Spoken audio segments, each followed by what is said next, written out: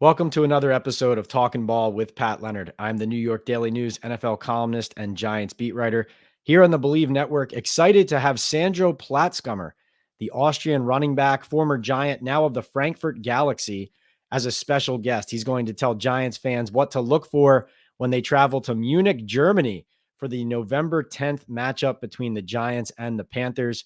And he's also going to tell us about his NFL career and his medical career. Sandro doing a lot over in Europe. We'll check that out soon. First, want to tell you about our sponsors. BetOnline is your number one source for all your summer sports this season, from MLB, golf, NBA, and NHL playoff stats. All the latest stats, news, and scores available to follow your favorite teams. Get the latest odds and lines, including the latest team matchups, player props, and odds on just about every sport out there. Head to the website today or use your mobile device to get in on the action. BetOnline, where the game starts. And also Future Fans Football, a perfect Father's Day gift, a great way for parents to teach their children the game. Go to futurefans.com, a product developed right here in the United States in Columbus, Ohio. Can't recommend it highly enough. And now to our interview with Sandro Platzgummer.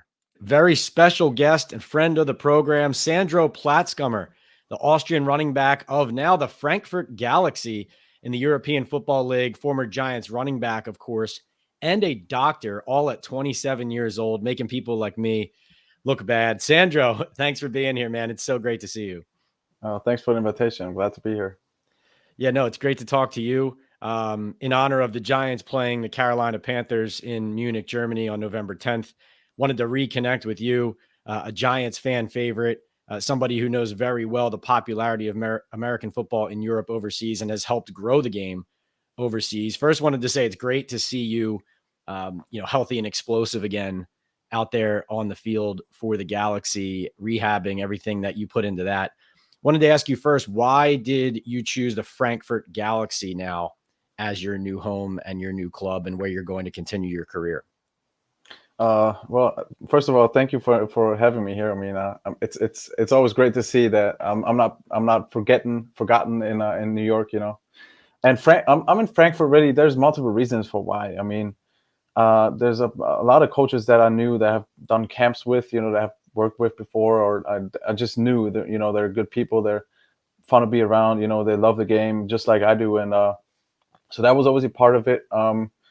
Then also, you know, I had a nice offer not just to play here, but also to work at the hospital here. You know, and it's just, for me, I've always, you know, the first four years of my university, and really the fifth year, which came after the Giants now last year, I've never done anything abroad. You know what I mean? I've played football abroad. I played in New York. I've actually done 1 month of my, you know, internship, like clinical stuff in New York as well. But I haven't done anything with the rest of Europe really. And I wanted to just, have that experience, not just playing here, but also, you know, working in a hospital here, becoming like a better doctor that way, and kind of seeing more stuff, seeing different things. So I'm just happy, you know, I'm pretty happy I'm here. I'm excited, and yeah. You described to me one time we were talking about, as you were working towards your degree, you mentioned that, you know, getting your doctorate and becoming a doctor and the medical profession was a passion of yours, is how you described it. What specifically did you get this degree in, and how proud are you now to be working in that field and having achieved that goal? Because I think a lot of people look at NFL players, and it's such an amazing accomplishment to get to professional sports in any sport, that people often think of you as an athlete.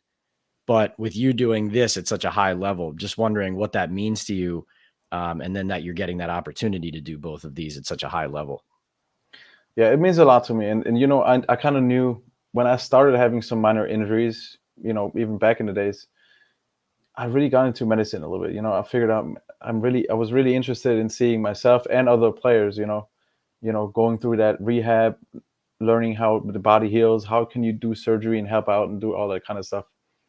And now, obviously, with the torn ACL I had last year, obviously last year was not a great year for me as in football, and you know, I didn't really get ahead at that. But I was able to, you know, finish university back home in Austria. And since I suffered the ACL tear and meniscus tear and had surgery and, gone through the entire rehab. It's been 10 months now. So I really learned a lot through that, and that's exactly what I want to do later on.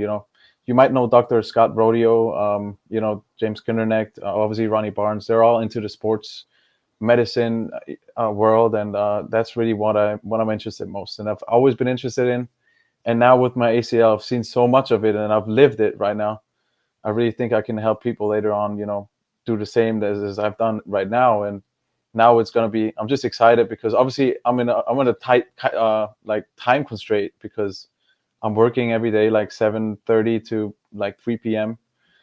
And then I go to the physio or to the gym, and then at night I have practice, so it's a lot longer. Like the days are a lot longer than they were when I was in the NFL, because even though everybody thinks the NFL is like, obviously it's a full-time job, but it's only football, and now it's like somewhat professional football and still working a normal life next to it, and still trying to stay in shape and, doing the right things in the rehab still, because I'm still obviously not at 100% performance, even though I'm kind of healthy, I think I'm still improving week by week, and I will probably improve throughout the season to put myself back, maybe be just as good in shape or better than I was when I played for the Giants. And that's something that I'm just really excited to just see it on myself and then try it out myself. And in the future, if I have patients and I can tell them like, hey, I had the same kind of injury, I went through a whole year of rehab, I know how the surgery works and everything, I think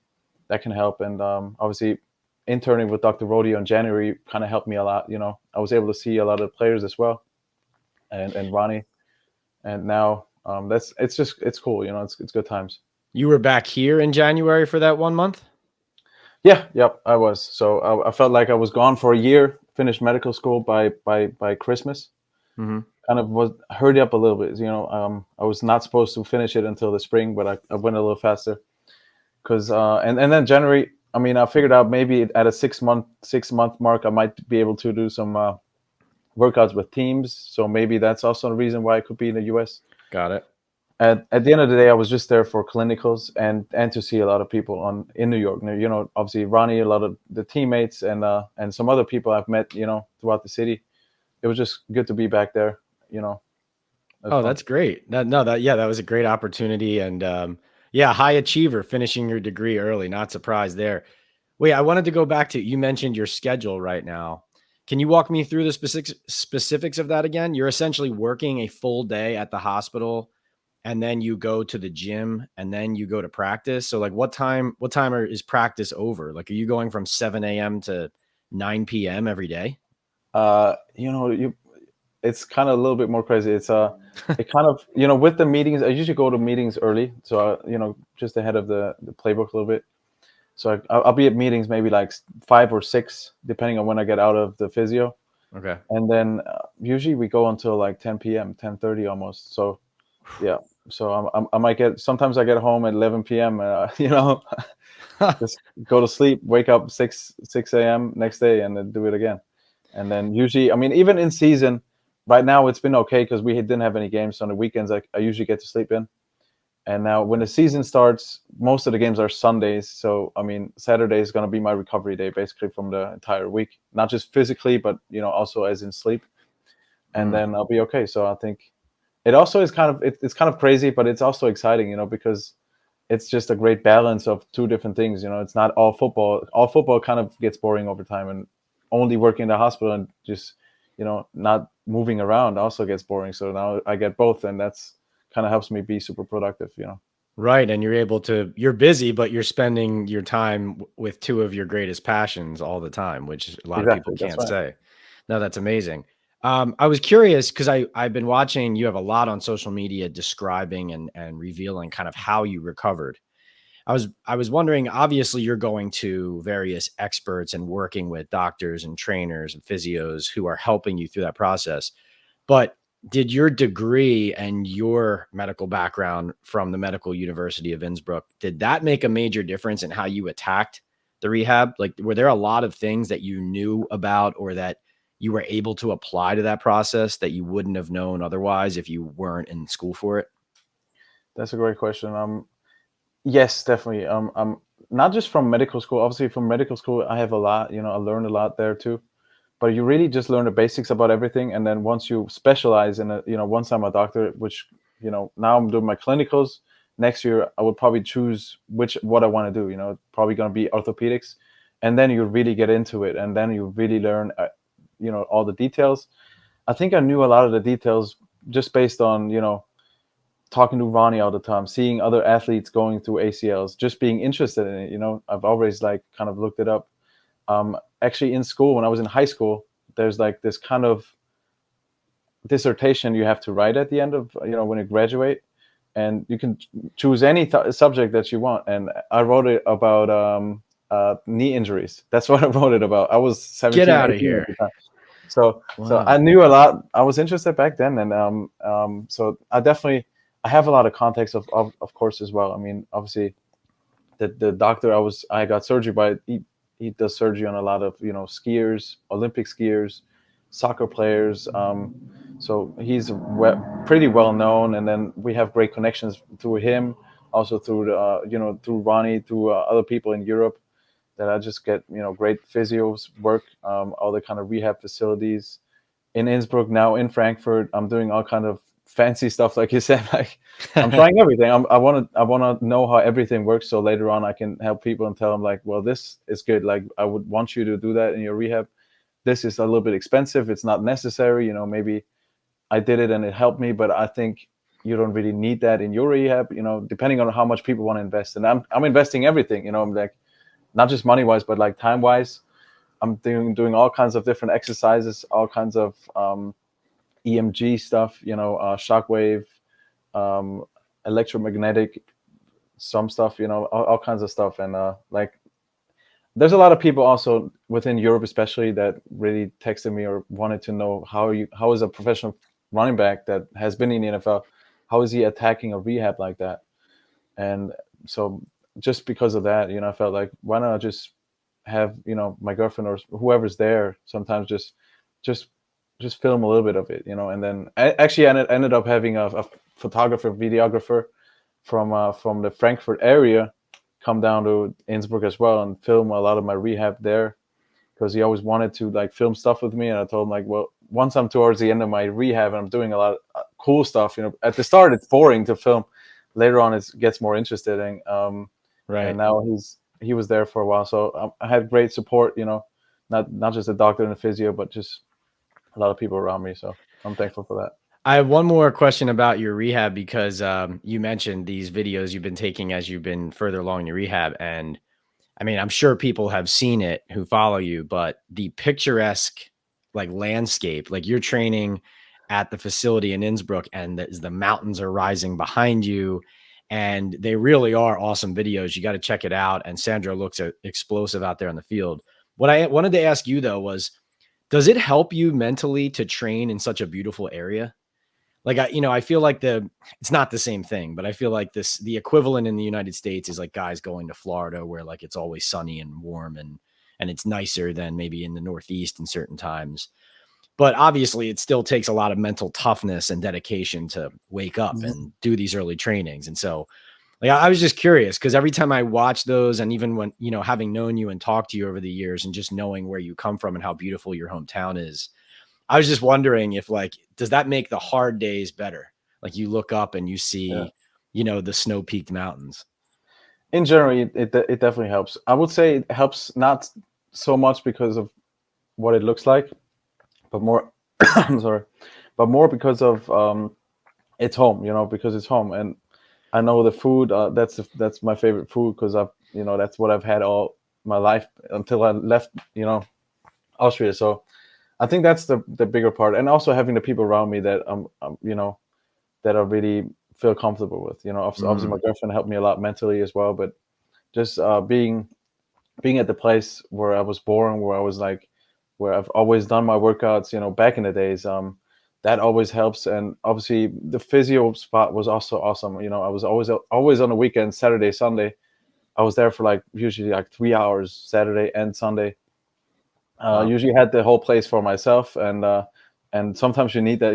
I mean, obviously you can turn the music on and make it fun, but also sometimes when stuff hurts, just you can scream, nobody's gonna hear it. It's all fine. So you can just go through it there, and yeah, that it was just great, and also just the switch up, between different fields. Obviously, the background, like you said, also being on a bike, just the same bike roads across like the mountain landscape that I've always taken, helps, just kind of warm up the knee and help it, and it's been really good. So I would say the people make a bigger difference than just being home, but obviously having the mountains in the background and the great water and super organic foods there, kind of helps the rehab too. Yeah, so the great support structure of home. Yeah, that makes a lot of sense. Last medical question, we'll get into some football. You have a lot of doors that you have opened, relationships now in the NFL, and you're still very young. You're only 27. You're still going through this process, but so you may not have an answer to this, but just curious if your long-term aspirations involve coming back to the United States and being a team doctor or connected to like NFL organizations in that regard, or do you like working closer to home?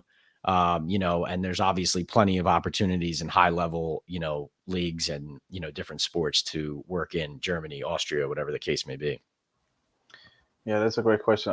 I like you said, I don't really have an answer for that right now. I think Hmm. obviously my girlfriend's gonna have a little say in that too. Where we want to have a family and all that, because it's tough to be out of in a different country, because Austria is a very safe country, great education, healthcare, everything is taken care of, and I know how it works. In the US, I kind of have an idea, like a better idea how it works than I used to.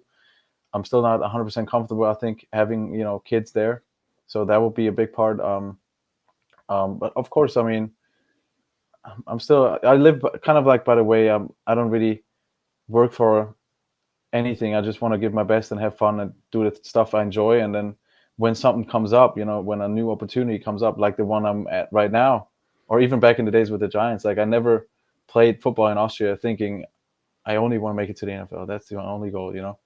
I never thought that. It just came up, and at some point, like you have to make a decision. And I usually never say no. I don't want to say no. I said no to a few leagues and teams now, and I have to. But um, if there's a really good opportunity that's just seems interesting to me, I would definitely be into it, and then I'll just gotta look at it and just take my time making my decisions. Saying no is a learned skill, but you're already a very smart man, deferring to your better half on the decision of what you're going to be doing later in life. Yeah, You know the game, Sandro. So, yeah, all right. So to Giants, Panthers. Fascinated by what you're doing with your career, by the way. Congratulations for all your success. But okay, so the Giants and Panthers coming to Munich, November 10th. I'm very excited. I know it's about a 2-hour drive, I believe, from your hometown in Austria, Innsbruck. So this is yeah. the fourth NFL regular season game in Germany. And I believe you told me you would fly into Munich when you went home from New York, New Jersey, when you were with the Giants. But my general question for you, Sandro, is how big is American football in Austria, in Germany, in that part of Europe? And are the Giants walking into like a rabid American football fan base here? Yeah. I don't think they still. I think while I was on the Giants, I don't think they had an idea how big it is. I think people, even the first run I had against the Jets, people were saying, "Oh, the former rugby player of Europe." They didn't think we're gonna play football here. I mean, just look at the numbers. I mean, I wasn't surprised when I saw the first Munich game while I was still on the Giants. The Buccaneers were playing there, I think. Yes. And Yes. and if you look at it, I mean, there's a bunch of NFL teams that don't even sell out their stadium, right? Their stadium, obviously, they have like 50,000, 80,000 people that Mhm. can fit in the stadium. A lot of the teams don't fill that maybe in the regular season. Some teams do. The Munich game, and even I think the Frankfurt games last year, they had 3 million people asking for tickets, and each of them wanted to buy 4 tickets. Right? Everybody buys 4. So if you're not with it, and I have people everywhere, like even in Austria and Germany, that ask me like, do you have any connections? Because I'm like number 2 million, 2.4 million, like whatever. So Mhm. there's like 2.4 million people in front of me able to buy 4 tickets for a stadium that only fits 80,000. How is that going to work? So you got to be really among the 20,000. So it's really, you need connections to get tickets, and people know that now.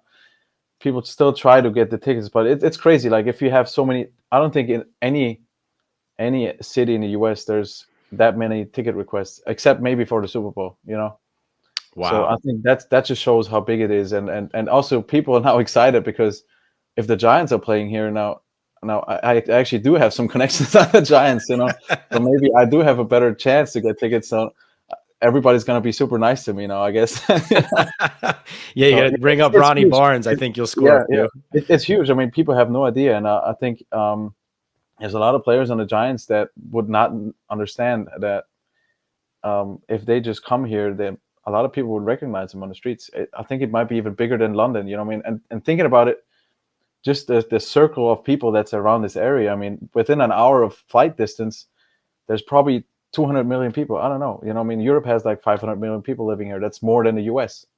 Wow. And it's constrained in a smaller space. The U.S. is like as in size, it's bigger, but it's less people. So just by that, I mean, it kind of shows. And yeah, football is getting big here. Also, the European football is getting big. Like they sold 30,000 seats for the European League final yet, and that's not until September. So Wow. they might fit up 50,000. They might fill out 50,000 people in the stadium for the championship game. A lot of regular season games are between 10 and 30,000 now. So it's definitely getting much better. And obviously the NFL is still top, and there's not 3 million ticket requests for the European League of Football games, but there's probably going to be a few million again for this game in Munich. It's going to be exciting, and the players have no idea. They'll see it when they get there.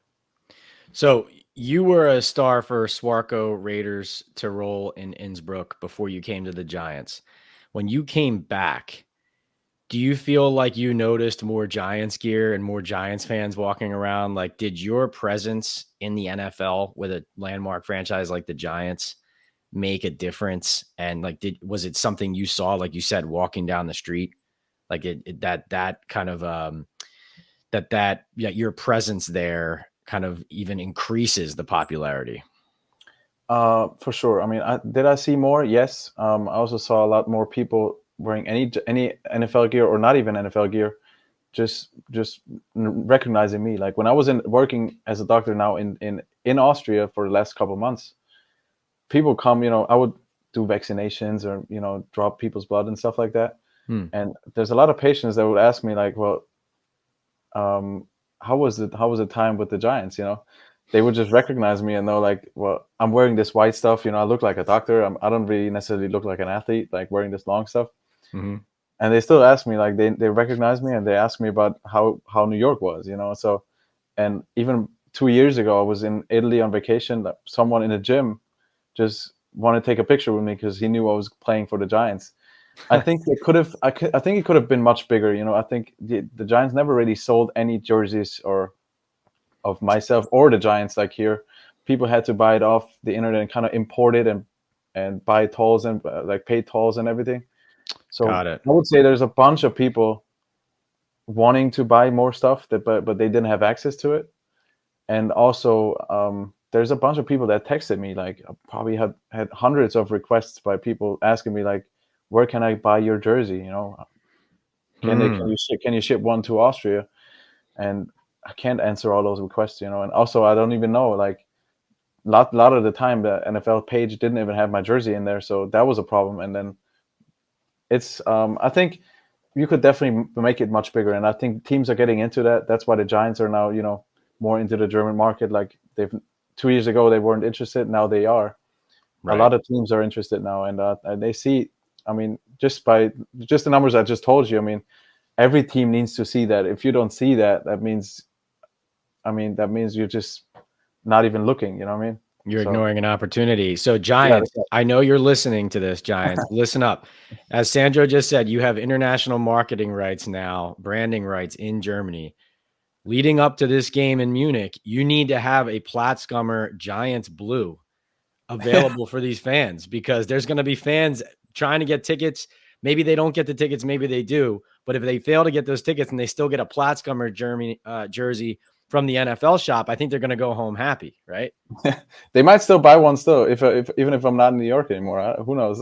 Yeah, and hey, at least, exactly. yeah, that's right. You had told me before that I believe you said you started playing football when you were 6 years old, but you told me too that flag football is enormous um, in Austria. Is it the kind of thing that like any kid nowadays who's growing up in, Germany, Austria, in Europe, like that it is readily and easily available and that you see like a huge amount of kids are participating in this? Like is that kind of the primary gateway to people understanding and learning the game?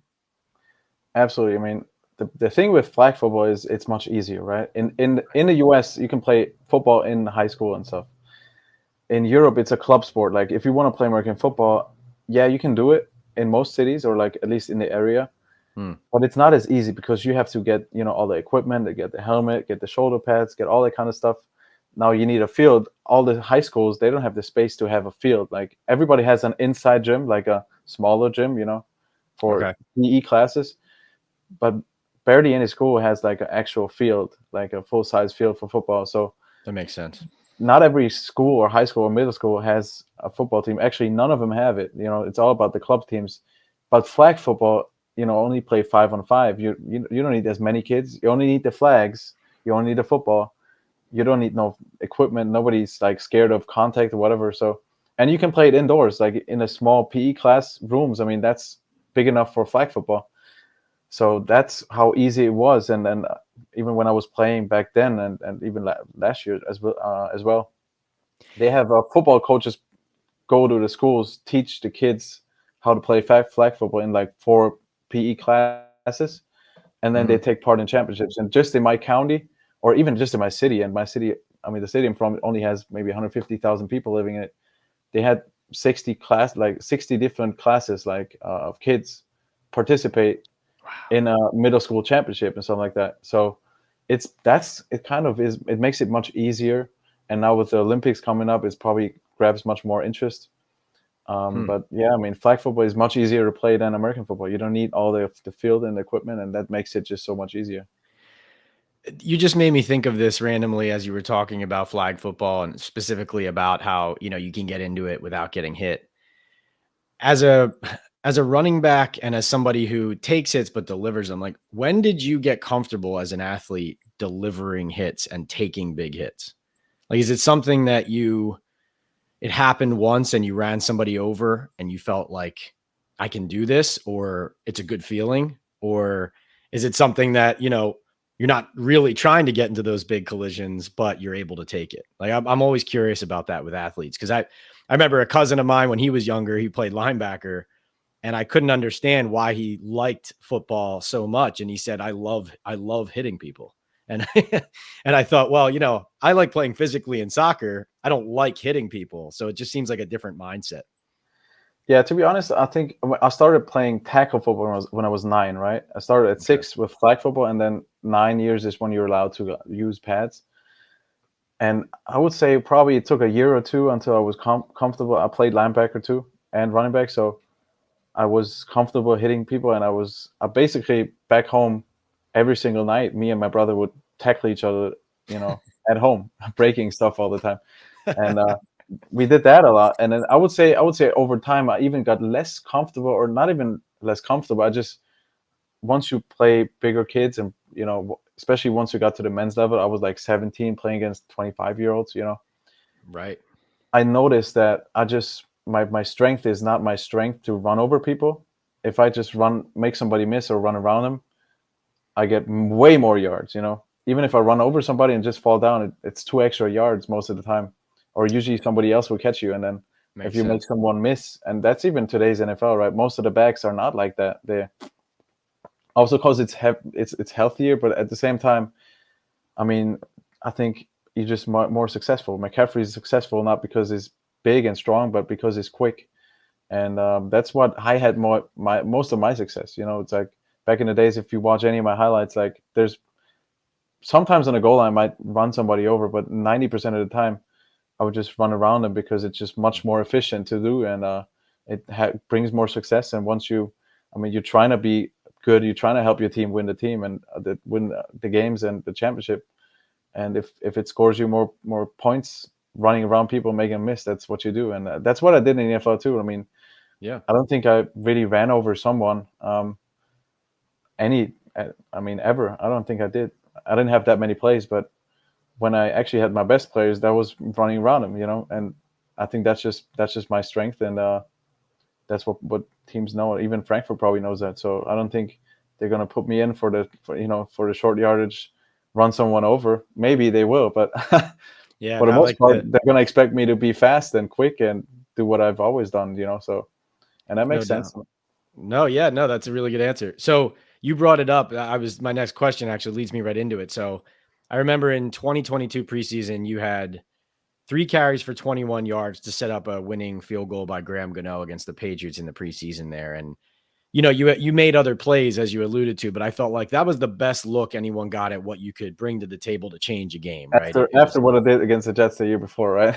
exactly, Yeah, exactly. But and it was just so meaningful. I remember I think you broke the team down after the game. yeah, that was fun. And I know that you felt like, you were there for 3 years. I know you felt like you could have given the Giants more with more opportunities. And I was just wondering, like, how challenging was it for you professionally, having been a star for so many years with your program, to come to the Giants? And it took you some time to get those chances on these fields, but even when you did and it popped, it just didn't result in regular season playing time. Just wondering, like, what that was like mentally as an elite athlete. It's a great question.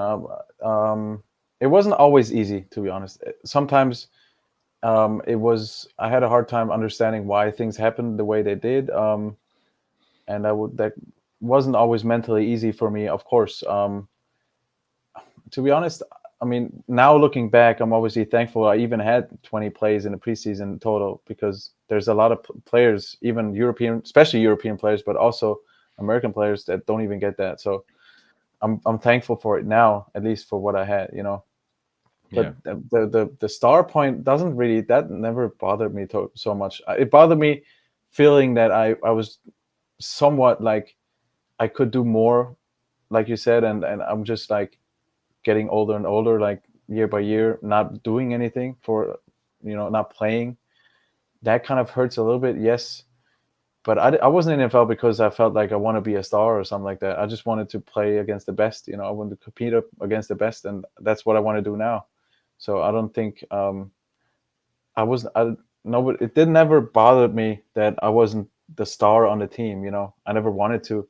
I even Right. back home in Austria, like, even if I had on average, I don't know, probably maybe 3 touchdowns a game in multiple seasons. I don't think I obviously was I in a newspaper a lot? Yes, probably, but I never was into that. I was never into being a star. It just so happened that I became that because I just had fun doing it, and I wanted to do it, and I had some talent, and I worked a lot. I Yeah. think that's so that part never bothered me. It was more like the part, like, I sometimes didn't understand how things are always going.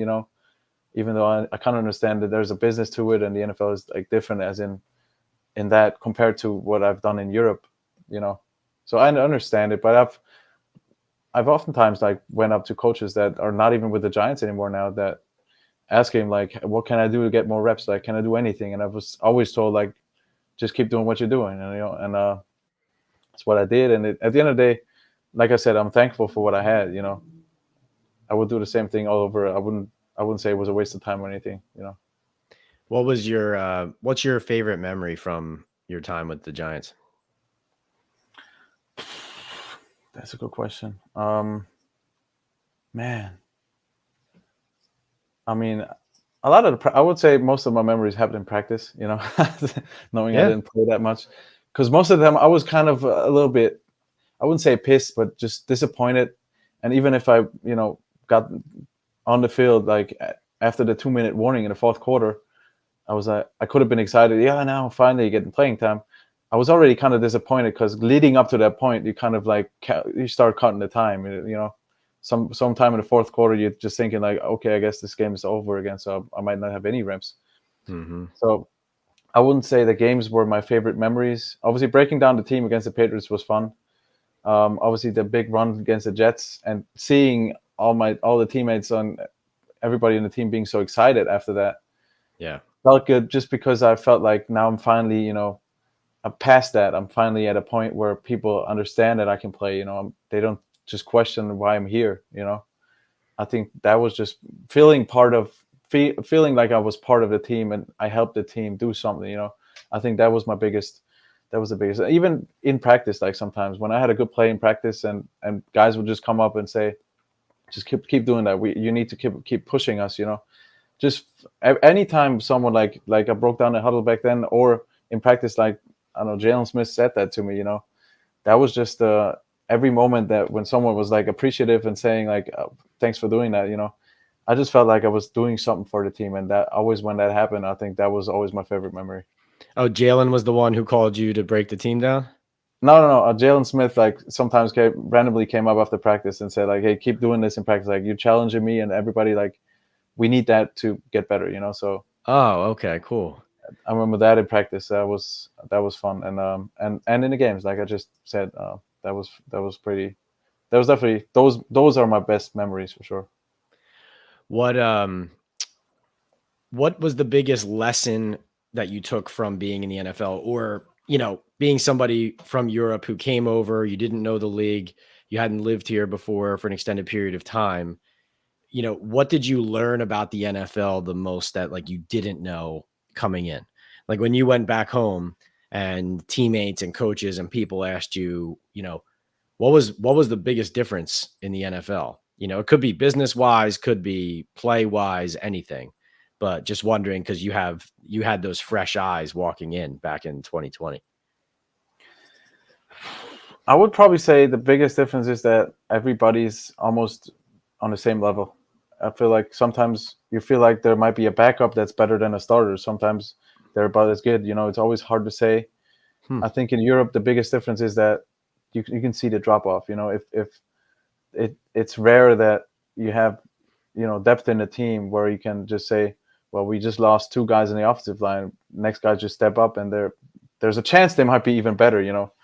That doesn't happen in Europe. I think it's more like the guys have, you need the guys that are playing, and once somebody gets hurt, like teams get, it hurts the team much more than in the NFL, where sometimes players get hurt and there's not a big drop off. I think that's probably the biggest difference I've seen.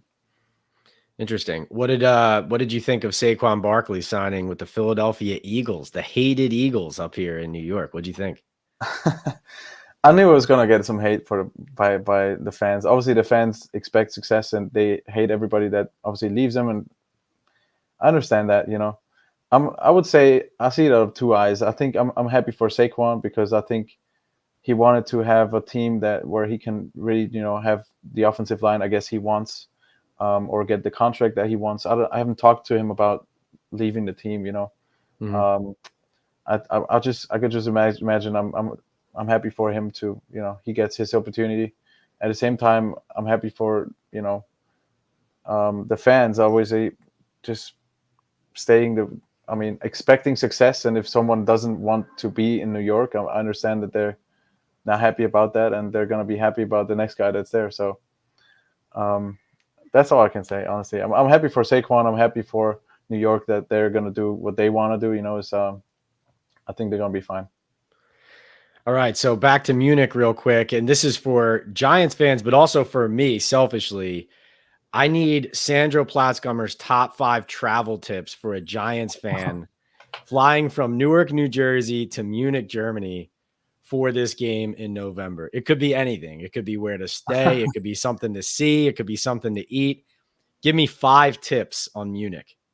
All right, since you already said it's only 2 hours away from home, I would tell you if someone wants to see the mountains, because all the German tourists obviously come down south to Austria to go on vacation in the mountains. If you go on the Autobahn and you go really fast, which people know you can go fast on the Autobahn, you might make it an hour and a half to where I live. So I think that could be on the list. Be to go see the Alps maybe a little bit. That could be nice if you want to make a little drive. You definitely got to have the beer in Germany. I'm not a big beer drinker, but you got to have a beer because the beer in Germany, or even in Czech Republic, most of Europe, beer just tastes different. People tell me that all the time. And like I said, I'm not a beer drinker, so I can't really speak about it. But if you like beer, you're going to love the beer in Munich, Germany, for sure. You're making Giants fans very happy right now. Okay, that's 2. Go see the mountains, have a beer. Give me 3 more. I mean, I guess what about in Munich? I don't know if you can have a schnitzel, but just have one kind of go to a German restaurant and ask the waiter, ask someone on the street, I guess, what's one typical German food, and whatever they say, you got to try it, because I always hear, I know you can go to Frankfurt and you can eat KFC, you can eat the same kind of stuff, and I know probably most of the Giants players, the first thing they do is probably go to Chipotle and just get the same stuff they get at home. All right, Chick-fil-A, Chipotle. And that's fine. That's fine. I always tell people, like, you can have the same stuff that you have at home. Like, no problem with that. Just at least try one thing. If you don't like it, it's fine. If you like it, it's awesome. You can still, like, let's go to a German place and eat something that's like typical for them, and then whether you like it or not, the next meal can just be, I don't know, McDonald's, KFC, whatever it is. I would say that just ask someone on the street and try that. Okay. And then where should I stay? Should I stay up near the stadium, or should I stay like in the heart of Munich in the historic? You got to stay in the heart of Europe. To be honest, Munich I've been to a few times. I haven't lived there, so I don't know all the little details. Got it. But the airport and the stadium, as far as I know, they're a little bit outside. So you got to stay in the city somewhere. I mean, you got to see the culture a little bit, see the people walking around, especially on the weekends, because the game's on the weekend, right? So on Saturdays and Sundays, it's crazy. Even here in Frankfurt, it doesn't matter where in Europe you are. Saturday, Sunday, like everybody's off, so everybody's just walking across the streets and going to markets, going to have a coffee outside. I don't know about the coffee outside in Munich in November. It could be chilly, could be like in the 50s. I would say maybe have it inside. I was just going to ask that. The next question was how should I pack? What the weather will be like then? Check the forecast, but I think it's usually going to be in the 50s around that time. Don't hold me to it, Pat. bring a raincoat. I think November is a month where it kind of there's more rain, I think October is usually dry. I'm not even 100% sure, but I think that's what it is. And if the Christmas markets are open already by November, they might be.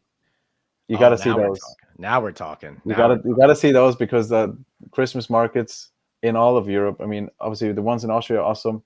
The ones in Munich or in all of Germany, great. And did you listen to Rich Eisen, the last Munich game? He was talking about, he just walked somewhere and he got the Glühwein, which is it's like a hot, sweet type of wine you can have. Oh. It gets you really drunk because it's, like I said, it's hot, gets your bloodstream fast. It's wine, so it gets you drunk pretty fast. So don't go too many. But if there's Christmas markets, you got to have one of those, and you probably got to have. If you go to the Christmas market, you got to have the Kirche. It's called Kiachl. Kirche. It's like a pastry, and they make it hot and fresh, and you can put sauerkraut in it, you can put Nutella on it, depending on what you like. Sauerkraut is the typical version, but you got to try that too. That's nice. This trip's going to be amazing. Wait, last travel question. Are the Oktoberfest tents still going to be like up and, going but fizzling out? Or, I mean, November 10th, I guess that's all shuttered down. And no, but what most people don't know, like I said, I'm not a big beer drinker. I'm not so much into the Oktoberfest, but since it's so close, I know about it. Yeah. Oktoberfest is, I think you basically party going into October. So it mostly happens in September. By October, It's already basically over. And I think after the first week of October, I don't think there's going to be anything. So November is probably all Christmas rather than Oktoberfest, Very appropriate. The ignorant American question from me there. That's No, I mean, I had to learn that when I was probably 18. I didn't even know as a kid. I was like, why is the Oktoberfest in September? That makes no sense. I guess you're celebrating going into October, so I would say something like that. No, that's great. So your season with the Galaxy starts in June. Is that correct? You guys are kind of on the verge of getting ready to go here. That's right. So we're unlucky. We got a week one bye week, which is obviously not so fun, but it's good for my knees because I might need that extra week. I think that gives me a better chance to even play the first game. And yeah, the first game June 2nd, we're playing against the Rheinfire, which I mean they went 14-0 last season, won the championship. Wow. In fact they're the only team that beat the Frankfurt Galaxy last year, and they beat them twice in the regular season and once in a semifinal. So they're kind of like the rivals, I would say. Obviously, I've never played against them, but they are Frankfurt rivals, and they're the only team that beat them last year, and they went undefeated in the championship. So it's going to be a very exciting game. Couldn't be a bigger game to start the season. You know, even though, I mean, at the end of the season, it's probably more important to get the wins. You know, but it's going to be a huge game. It's going to be a big, very important game. And the Rheinfire fans are the craziest, I heard. So, and the Frankfurt fans are also kind of crazy. So it's going to be very exciting. You know. Wow, sounds like an amazing atmosphere. No, I'm Yeah, having yeah, fun. I'm looking forward to following you back on the field from afar, and then hoping that when we're over there in November, somehow can end up running into you, and I'll get a beer. It doesn't sound like you'll have a beer, but I'll get a beer. But I really so thankful for you coming on with us here. He is Sandro Platzgummer, Austrian running back, Frankfurt Galaxy of the European Football League, obviously a former Giant and a fan favorite still here in New York, New Jersey. Not forgotten. And don't forget the doctorate as well. He does it all. Sandro, thank you so much for being here, man. Really appreciate it. Thanks a lot for bringing me on. Thanks again to Sandro. That was a great conversation. Remember, we are sponsored by Bet Online, also by Estate 98 Coffee. It's an Esencia de Cafe from El Salvador. Dates back to 1798. Takes 3 seconds to make an iced coffee. I drink it all the time when I'm doing the Talkin Ball podcast. And Future Fans Football, go check it out, futurefans.com. Great Father's Day present. Take care, Giants and NFL fans, and we'll see you next time on Talkin Ball.